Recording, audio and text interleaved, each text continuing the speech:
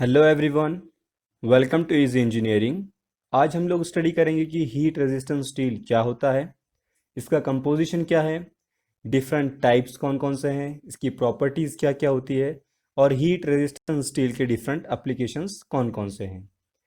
पिछले सेशन में हम लोगों ने टूल स्टील स्टडी किया था और आज इन डिटेल हम लोग स्टडी करेंगे heat resistance steel. So let's start. सबसे पहले हम लोग देख लेते हैं कि आज के सेशन में हम लोग कौन कौन से पॉइंट्स कवर करने वाले हैं। आज के सेशन में हम लोग स्टडी करेंगे कि हीट रेजिस्टेंस स्टील क्या होता है। उसके बाद हम लोग स्केलिंग फेनोमेना को डिस्कस करेंगे। फिर देखेंगे कि classification of heat resistance steel क्या है। और उसके बाद चार टाइप के हीट रेजिस्टेंस स्टील हम लोग स्टडी करने वाले हैं, जिनमें है chromium steel, silicon steel, chromium nickel silicon steel and last one complex steel. So let's start our today's session with a question that what is heat resistance steel?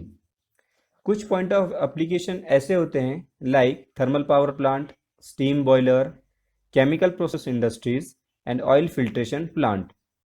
In point of application पे हमें ऐसे steel की requirement होती है कि जो high temperature पे भी वर्क कर सके, हाई टेम्परेचर पे भी जिसका ऑक्सीडेशन ना हो और डिकार्बोनाइजेशन भी ना हो। तो ऐसे रिक्वायरमेंट्स को अचीव करने के लिए हम लोग स्टील के अंदर क्रोमियम, निकेल, सिलिकॉन जैसे अलॉइंग एलिमेंट ऐड करते हैं, जिससे स्टील हाई टेम्परेचर पे वर्क भी कर सकता है, उसका ऑक्सीडेशन भी नहीं होता और डिकार्बोनाइजेशन भी नहीं होता। इन एडिशनल हम लोगों को स्केल रेजिस्टेंस फेनोमेना या फिर स्केल रेजिस्टेंस प्रॉपर्टी भी स्टील के अंदर देखने को मिलती है। तो सबसे पहले हम लोग देखेंगे कि स्केलिंग क्या होती है या फिर स्केलिंग का फेनोमेना क्या है। So, scaling is nothing but deposition of mineral solids on the interior surface of water line or containers. Means pipe के इंटरनल सरफेस पर या फिर इनर डायमीटर के अंदर जब भी मिनरल सॉलिड स्टिक हो जाएं या जम जाएं, उसे हम लोग कहते हैं स्केलिंग। ठीक है। जनरली ये क्यों होता है कि जब भी वाटर में या फिर फ्लो होने वाले फ्लूइड के अंदर कैल्शियम या मैग्नीशियम के बाइकार्बोनेट या फिर कार्बोनेट के कंपाउंड ज़्यादा पाए जाते हों, उस केस में पाइप के इंटरनल सरफेस पे मिनरल सॉलिड स्टिक हो जाते हैं और उसी फेनोमेना को हम कहते हैं scaling. Let's have some example of scaling. In this picture you can see two walls. पहले वाली वॉल्स टोटली क्लीन है और सेकंड वाली वॉल के इंटीरियर में या फिर इंटरनल सरफेस पे ये जो मटेरियल डिपॉजिट हुआ है या फिर सॉलिड मटेरियल जो डिपॉजिट हुआ है, this is nothing but scaling. ये कुछ पाइप्स हैं जो कि बॉयलर के हैं। ठीक है। इनके इंटरनल सरफेस पे ये जो व्हाइट सॉल्ट जमा हो गया है या फिर जम गया है, स्टिक हो गया है, इसी को हम लोग कहते हैं scaling. Let's have a zoom look. So it looks like this. Okay. Let's have one more example. This is our domestic heater. जब भी हम लोग इससे पानी गर्म करते हैं तो उसके बाद हम लोगों को इसके एक आउटर सरफेस पे यहाँ पे एक वाइट कलर का लेयर देखने को मिलता है, लाइक दिस। ओके। तो this is nothing but this solid minerals. Okay. हमारे डोमेस्टिक वाटर में मिनरल्स का प्रमाण ज़्यादा होता है, इसलिए जब भी हम उसे गर्म करते हैं तो हीटर के आउटर सरफेस पे इस तरह के मिनरल्स स्टिक हो जाते हैं और इसी को हम लोग कहते हैं scaling. One more thing remember here, solubility of salt present in water decreases with increase in temperature. Means जब भी मैं पानी को गर्म करूंगा तो उसके अंदर प्रेजेंट सॉल्ट की सॉल्युबिलिटी कम कम कम होती जाएगी। इसीलिए जब भी बॉयलर्स के अंदर पानी को गर्म किया जाता है तो उसके अंदर प्रेजेंट सॉल्ट हीट के साथ उसकी सॉल्युबिलिटी कम होती जाती है। इसीलिए जब भी पानी इवेपोरेट होता है तो उसके अंदर प्रेजेंट सॉल्ट भी इवेपोरेट नहीं हो पाता, क्योंकि जैसे जैसे टेम्परेचर बढ़ता है सॉल्ट की सॉल्युबिलिटी कम होती है। और इसी वजह से जब पानी टोटली इवेपोरेट हो जाता है तो उस केस में नीचे सॉल्ट बच जाता है, जो कि इस मैनर में हमारे पाइप के ऊपर स्टिक कर लेगा। सो रिमेंबर हियर, जैसे जैसे टेम्परेचर बढ़ेगा वैसे वैसे सॉल्ट की सोलेबिलिटी इन वाटर कम होती जाएगी और इसीलिए बॉयलर्स के अंदर स्केलिंग का फेनोमेना देखने को मिलता है।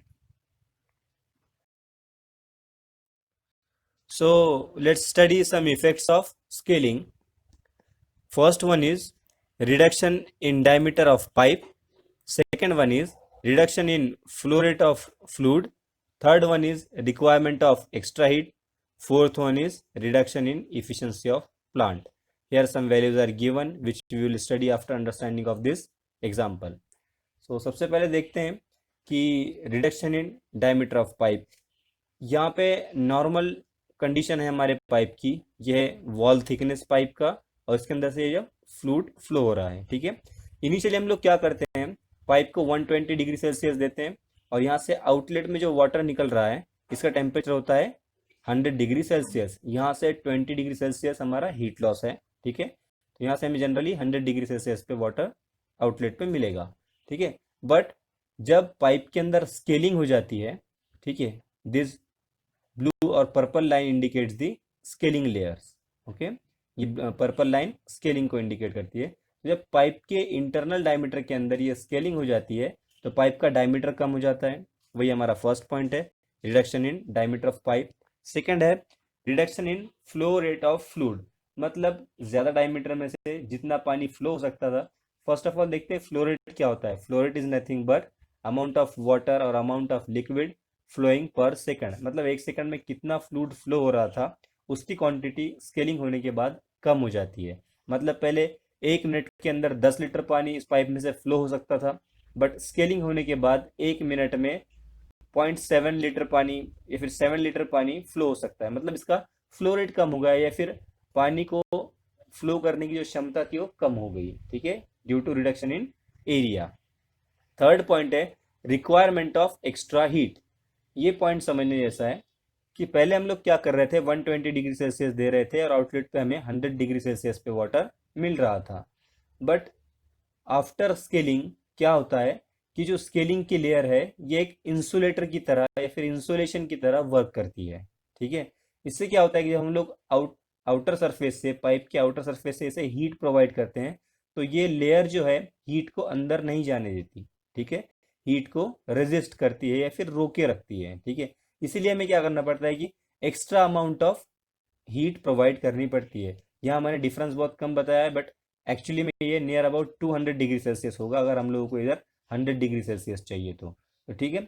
यहाँ पे हम लोग पहले 120 दे रहे थे बट स्केलिंग के बाद हमें इनपुट की जो हीट है वो बढ़ाना पड़ी, ठीक है। ये हमारा थर्ड पॉइंट है रिक्वायरमेंट ऑफ एक्स्ट्रा हीट। अगर हमें सेम आउटपुट चाहिए तो स्केलिंग के बाद हमें एक्स्ट्रा हीट देनी पड़ेगी। दिस और third point requirement of extra heat. Then fourth point reduction in efficiency of plant. Obvious सी बात है कि अगर हम लोग इनपुट ज़्यादा दे रहे हैं और आउटपुट पहले के जितना ही मिल रहा है तो हमारी इफिशियंसी ऑब्वियसली डिक्रीज होगी। तो यहाँ पे कुछ वैल्यूज है। अगर हमारा स्केलिंग 1 mm का होता है, मतलब इस पर्पल लाइन का थिकनेस 1 mm है, तो हमारा इफिशियंसी 2% से डिक्रीज हो जाएगा या फिर नीचे आ जाएगा, ठीक है। अगर इसी लाइन का थिकनेस या फिर स्केलिंग के लेयर का थिकनेस 1.5 mm होगा तो हमारा इफिशियंसी, प्लांट का इफिशियंसी 4 से 6% तक डिक्रीज हो जाएगा, ठीक है। तो इस तरह से इफेक्ट्स होता है हमारे स्केलिंग का हमारे प्लांट के ऊपर। So this all things are bad for good efficiencies और हमारे प्लांट को अच्छा वर्क करने के लिए स्केलिंग अवॉइड करने की ज़रूरत है और ये भी एक रिक्वायरमेंट होती है हमारे मटेरियल की। तो उसी के लिए हम लोग आज scale heat resistance steel study करने वाले हैं। Some types of heat resistant steel are listed here. First one is chromium steel. Second one is silicon steel. Third one is chromium nickel silicon steel. Fourth one is complex steel. Let's study it one by one. Here are some ranges of percentage of chromium and temperatures are given. Let's study it one by one. सबसे पहला है कि अगर हम लोग 12% से 14% तक chromium add करते हैं स्टील के अंदर तो स्टील 750 डिग्री सेल्सियस से 850 डिग्री सेल्सियस तक इजीली वर्क करेगा। अगर इससे ज़्यादा टेम्परेचर होता है तो स्टील फेल हो जाएगा, ठीक है। अगर हम लोग 15% से 20% तक क्रोमियम ऐड करते हैं स्टील में तो वही वर्किंग रेंज हो जाएगी 850 डिग्री सेल्सियस से 1000 डिग्री सेल्सियस। और अगर 30% क्रोमियम हम लोग ऐड कर देते हैं या फिर मिक्स कर देते हैं स्टील के अंदर so it will work on 1100 degree Celsius, 1100 degree Celsius तक हमारा स्टील वर्क कर सकता है। तो इसका एक स्पेसिफिक एग्जांपल हम लोग देख लेते हैं। अगर हमारे स्टील के अंदर 30% क्रोमियम प्रेजेंट हो और 0.3% कार्बन प्रेजेंट हो, तो ऐसा स्टील हम लोग यूज कर सकते हैं एनेलिंग बॉक्स एंड फर्नेसेस के लिए। एनेलिंग क्या है? एनेलिंग एक हीट ट्रीटमेंट प्रोसेस है, जिसके अंदर हम लोग क्या करते हैं कि एक मटेरियल को एक सर्टेन टेम्परेचर तक हीट करते हैं, फिर उसी टेम्परेचर पे उसे होल्ड करते हैं और उसके बाद उसे एक प्रॉपर कूलिंग रेट से हम लोग कूल करते हैं। तो इस टोटल प्रोसेस को हम लोग कहेंगे हीट ट्रीटमेंट प्रोसेस। तो जो हीटिंग प्रोसेस होता है वो इस बॉक्स के अंदर होता है। तो इस बॉक्स के मटेरियल के लिए भी हम लोग क्रोमियम स्टील यूज कर सकते हैं। फर्नेस जो है, जिसके अंदर हम लोग आयरन को या फिर स्टील को गर्म करते हैं, इसके अंदर भी हम लोग इस मटेरियल का या फिर क्रोमियम स्टील का यूज कर सकते हैं। Then our next type is silchrome steel. इसे हम लोग सिलिक्रोम स्टील इसलिए कहते हैं क्योंकि इस स्टील के अंदर हम लोग सिलिकॉन और क्रोमियम दोनों का यूज कर रहे हैं, दोनों अलाइंग एलिमेंट यूज कर रहे हैं। ठीक है, फर्स्ट वाले एग्जांपल में हम लोगों ने सिर्फ क्रोमियम यूज किया था, but in this example we are using two alloying elements, first one is silicon, second one is chromium. तो इस स्टील का वर्किंग रेंज जो होता है 800 डिग्री सेल्सियस से 1000 डिग्री सेल्सियस तक होता है। ठीक है, इसके अंदर भी स्केल रेजिस्टिंग प्रॉपर्टी पाई जाती है, बट क्योंकि हम लोगों ने इसके अंदर सिलिकॉन यूज किया है, इसलिए हाई टेम्परेचर पे सिलिकॉन स्टील का ऑक्सीडेशन भी नहीं होता और डीकार्बोनाइजेशन की भी प्रॉपर्टी इसके अंदर पाई जाती है। ठीक है, then our next type is chromium nickel silicon steel. इस स्टील के अंदर क्रोमियम स्टील की स्ट्रेंथ बढ़ाता है, निकेल टफनेस इंक्रीज करता है और सिलिकॉन के प्रेजेंस की वजह से स्टील का हाई टेम्परेचर पे ऑक्सीडेशन भी नहीं होता और डीकार्बोनेशन भी नहीं होता। तो ऐसा पॉइंट ऑफ एप्लीकेशन जहाँ पे हमें ये चारों प्रॉपर्टीज रिक्वायर्ड हो, उस जगह पे क्रोमियम निकेल सिलिकॉन स्टील हम लोग यूज कर सकते हैं। जनरली ये ऐसे मशीन पार्ट्स बनाने के लिए यूज होता है जहाँ पे हाई टेम्परेचर और हाई प्रेशर होता है। फॉर एग्जाम्पल एरोप्लेन के कंप्रेसर ब्लेड्स, ओके, वहाँ पर टेम्परेचर भी हाई होता है और प्रेशर भी हाई होता है। Here is last type of heat resistance steel, that is complex steel. इसे हम कॉम्प्लेक्स स्टील इसलिए भी कहते हैं क्योंकि इस स्टील के अंदर क्रोमियम, निकल, सिलिकॉन के अलावा टंगस्टन, मोलिब्डेनम और दूसरे अलॉइंग एलिमेंट भी प्रेजेंट हो सकते हैं। टंगस्टन कॉम्प्लेक्स स्टील के अंदर टेंडेंसी ऑफ डीकार्बोनेशन को रिड्यूस करता है। डीकार्बोनेशन हम लोग हमारे पहले सेशंस में डिस्कस कर चुके हैं। डीकार्बोनेशन मींस स्टील के अंदर से परसेंटेज ऑफ कार्बन कम होना। वो कम कैसे होगा? एनवायरमेंटल ऑक्सीजन से रिएक्ट करके। जैसे जैसे एनवायरमेंटल ऑक्सीजन से कार्बन रिएक्ट करेगा, वैसे वैसे स्टील के अंदर से परसेंटेज ऑफ कार्बन कम होता जाएगा, जिसकी वजह से स्ट्रेंथ भी डिक्रीज होगी। तो ये जो डीकार्बोनेशन का फेनोमेना है, इसे टंगस्टन रिड्यूस करता है। Then next, increases tensile and creep strength at high temperature. Means high temperature पे जब भी कॉम्प्लेक्स स्टील वर्क करेगा तब टेंसाइल स्ट्रेंथ बढ़ जाएगी due to presence of tungsten.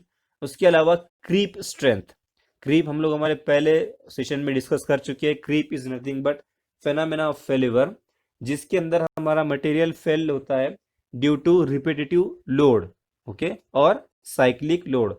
जो साइक्लिक लोड मटेरियल के ऊपर आते हैं और उसकी वजह से अगर मटेरियल फेल हो जाता है या फिर टूट जाता है या फिर क्रैक या फिर फ्रैक्चर हो जाता है, उसे हम लोग कहते हैं क्रीप और creep failure.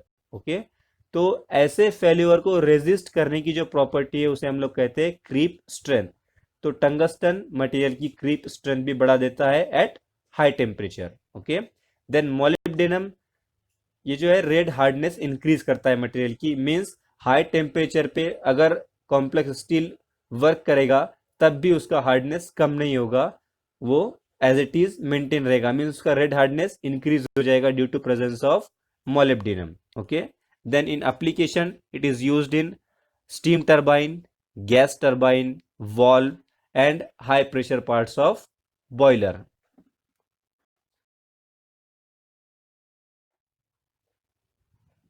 Here we will end our today's session.